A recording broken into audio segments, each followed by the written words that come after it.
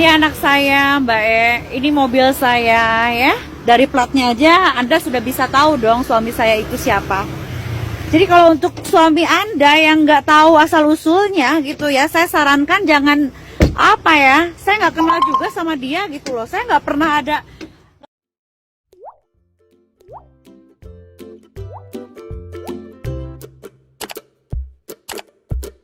Sosok wanita yang memamerkan sebuah mobil Camry plat dinas TNI ramai di media sosial. Wanita tersebut sepertinya ingin memberi klarifikasi kepada seseorang yang sudah menuduhnya. Pada video tersebut ia mengaku sudah ada suami dan anak. Bukan itu saja, ia juga memamerkan mobil Camry plat TNI. Ini anak Plat mobil saya, dinas Mbak TNI E. yang dia Ini mobil pamerkan saya bernomor ya. Dari platnya aja Anda sudah bisa tahu dong suami Warganet saya yang itu melihat siapa. video itu malah geram. Jadi kalau Mereka untuk menghujat suami si Anda perempuan yang karena nggak tahu dianggap asal membahayakan usulnya karir gitu ya, saya suaminya. sarankan jangan